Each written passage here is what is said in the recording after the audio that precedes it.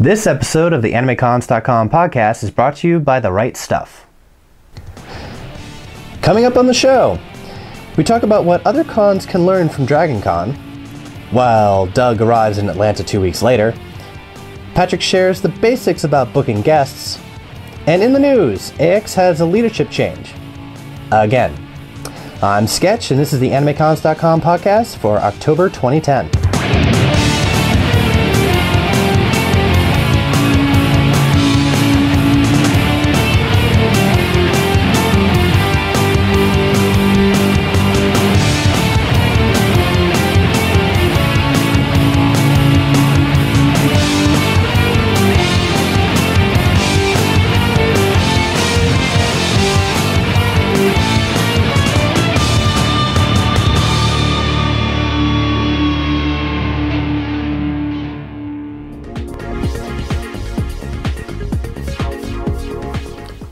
Here are the recent announcements from anime conventions.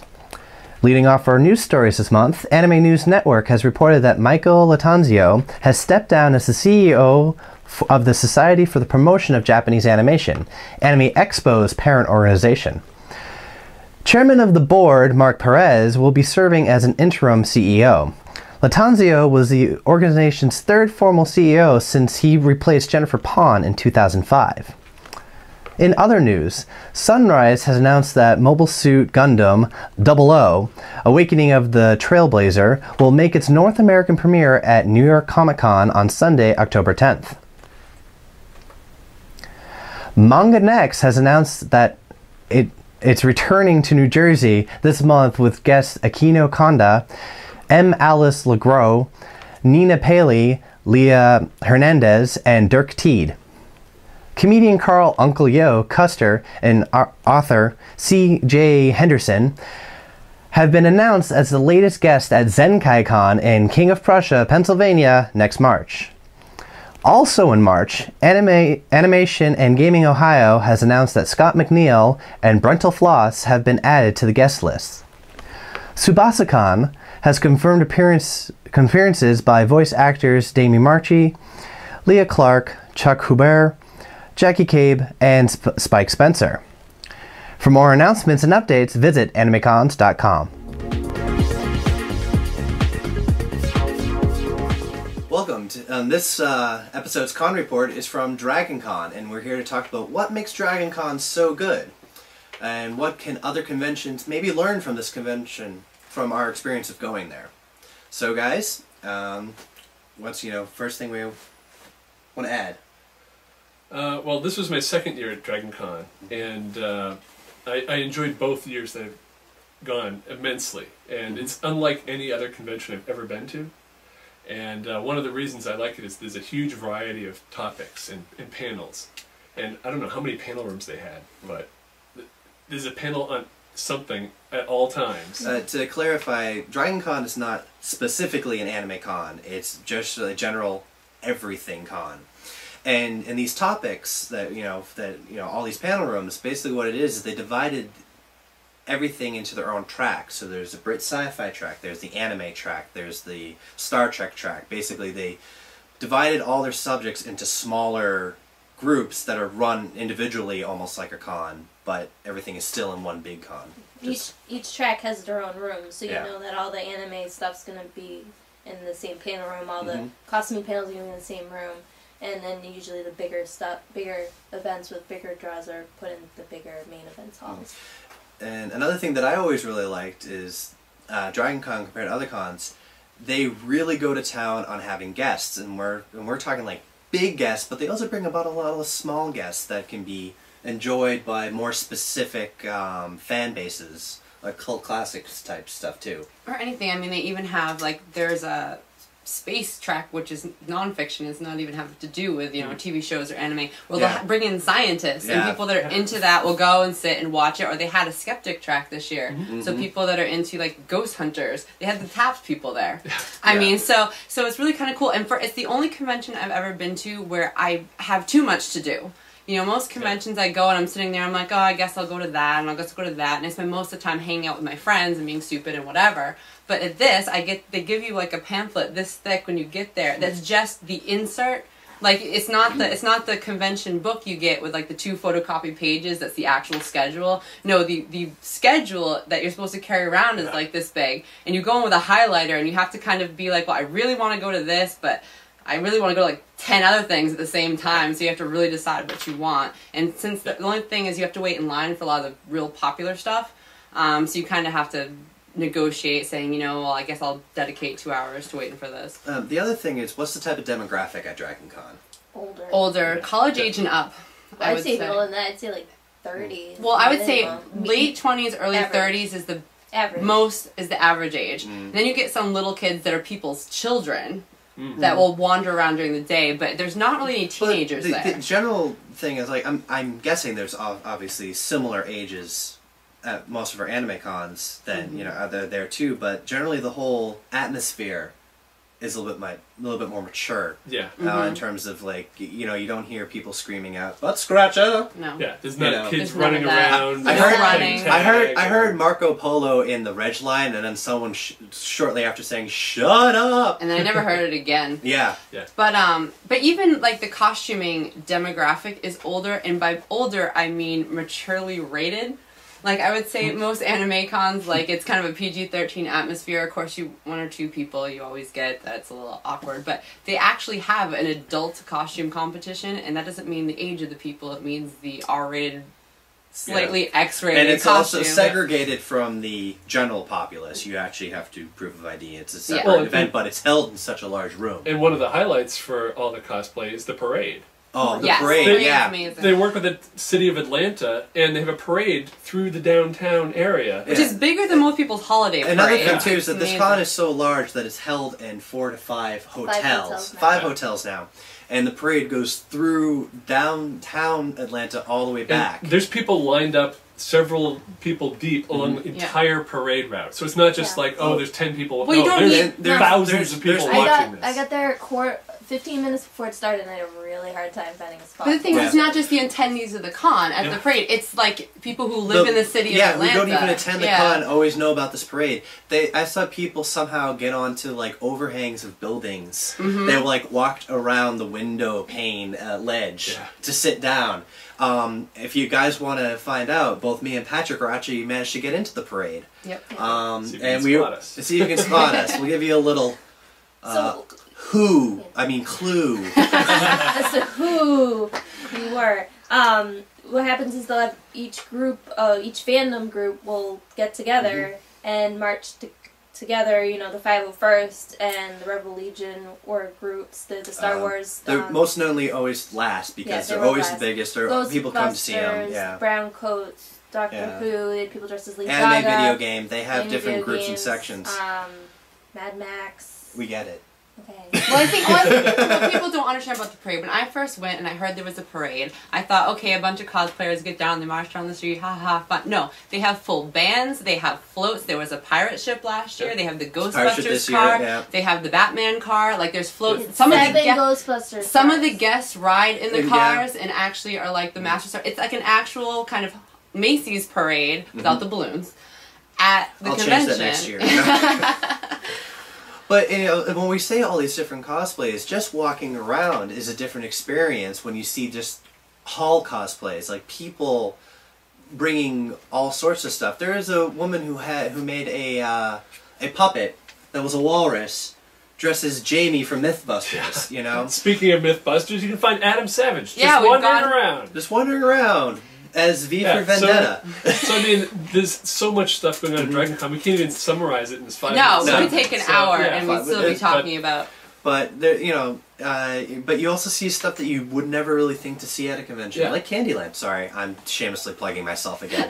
But no, but generally you see a lot of stuff, and Full Gem Group. Full Gem Group, yeah. Strawberry shortcake drinking from Flask. Yeah, but I mean, we could listen. We could do this all night. Like another thing, steampunk Batman. Anyway, but the other thing too is that you notice that there's a lot of food options. There's a food court, the restaurants down the streets. Yeah, and that's something I wish a lot more conventions had is food options nearby. Or if not, just thought maybe we should locate ourselves near these things, and then things will get better from that. So I never have the same thing every night at Dragon Con like we do at some other conventions. But yeah. So and generally cons could learn from Dragon Con is basically their organization structure. Definitely not their reg line. That's another subject. Their reg line's the worst of any convention I've ever been to.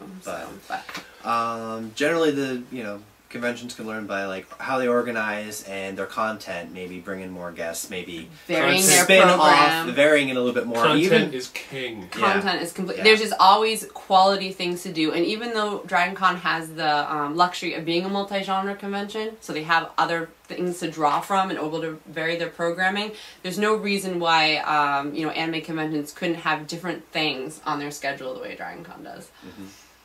So that's why Dragon Con was so good. So the guys told me that they were going down to a convention in Atlanta, so I went down to Anime Week in Atlanta, and I didn't see any of you guys. What? Well, the rest of the crew went to Dragon Con. I went to Anime Week in Atlanta. This is my first year going to the convention, and I was pretty impressed. It's a small con, but it's got a lot of heart. There's just a good energy with a lot of the attendees. You see a lot of old school programming track, like there was a Yamato panel. There was the Manly Anime panel, which was hilarious.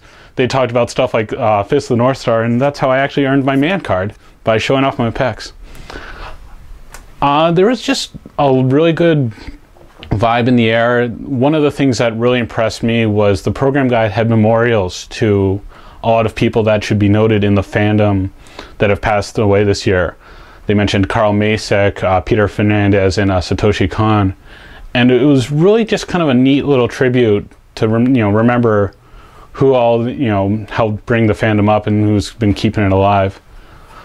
Getting to the convention was a little difficult from the airport. You can do it with public transportation. I managed to take the MARTA subway and then the bus from the airport. It was a bit of a commute, but you can do it.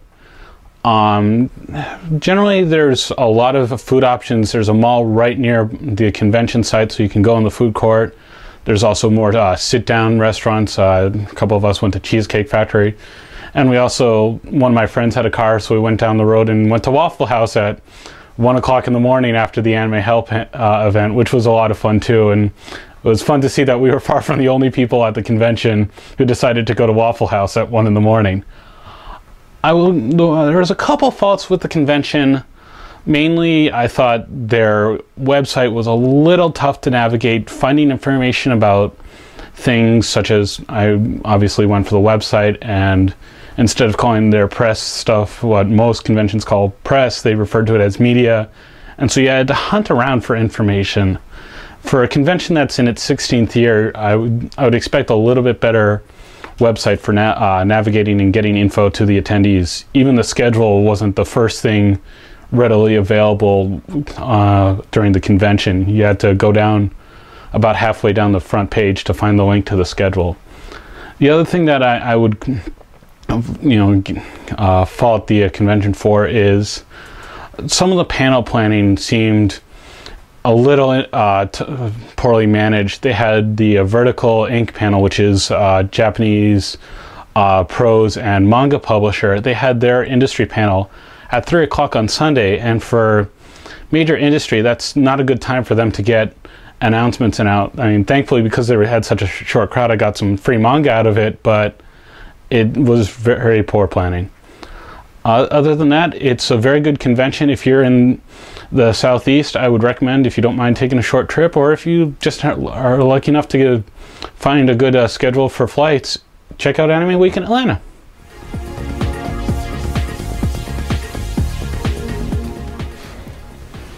If you're looking to fill up your anime collection or your manga collection, the first place you want to check out is the Bright Stuff International. Why the Bright Stuff International? Well, they definitely have the best prices out there, and there's a million different ways to find an awesome deal. I know for my collection alone, I'd say a good 75% of it is from Right Stuff. There's a bargain bin with a lot of old discontinued items, single DVDs, so if you're missing something from your collection, you definitely want to check it out there. You might find it for $2, $3, $4, $5. They have weekly specials, which can include huge discounts on box sets and single seasons, even stuff that's new, stuff that's old. They have specials of the day, and they even have free shipping on orders over $50. And if you're just a couple dollars short, they have like a grab bag item where you don't know where it's going to be, and it's $1, $5, $10, something like that. So you can add that and then get free shipping.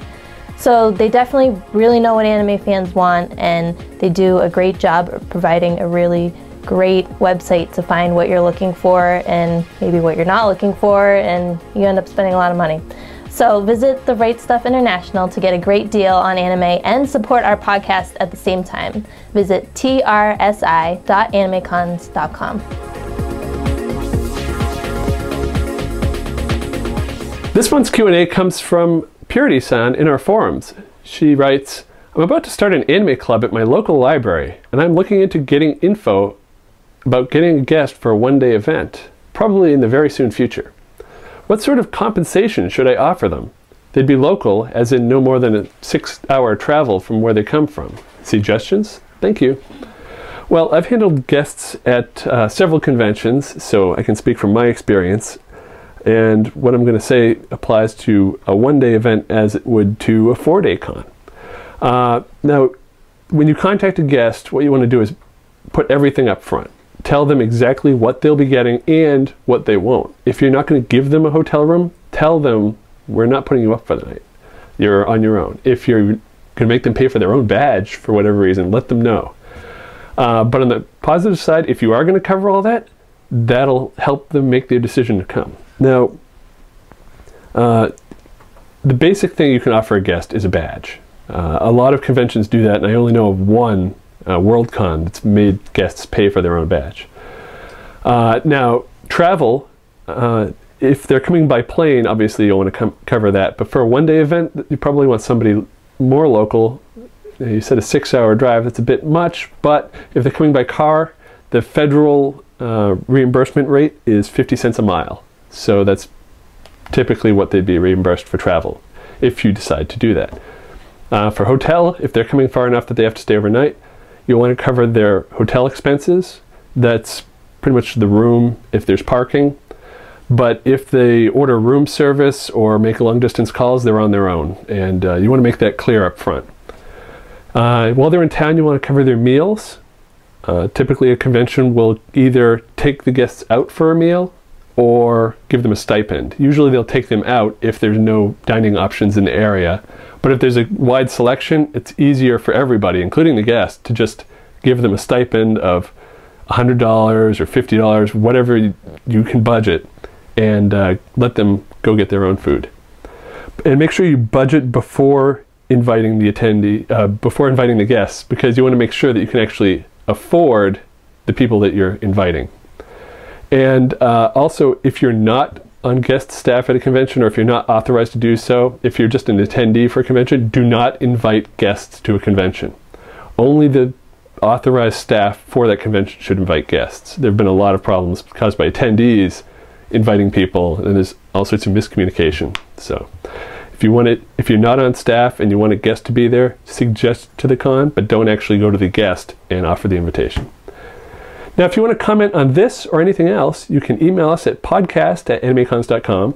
If you want to send a video, post it somewhere like YouTube and send us the link. And if you want to leave us voicemail, you can call us at 762-ADEQUATE. That's 762-233-7828. And keep it to 30 seconds or less, and we might use it on the show.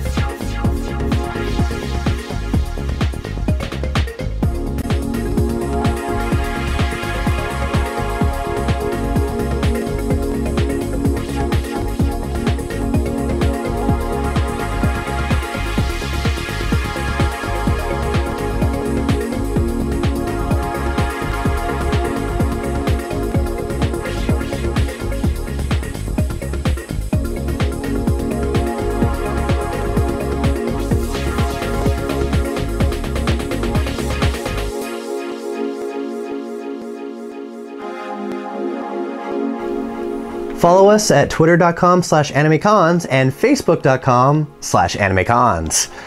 Find links to our forums or subscribe to the podcast on our site, AnimeCons.com.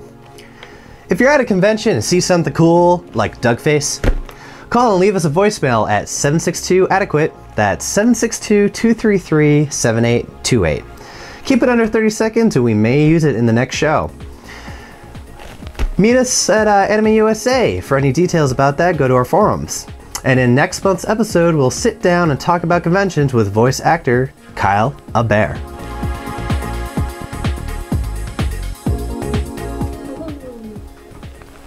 She's so excited.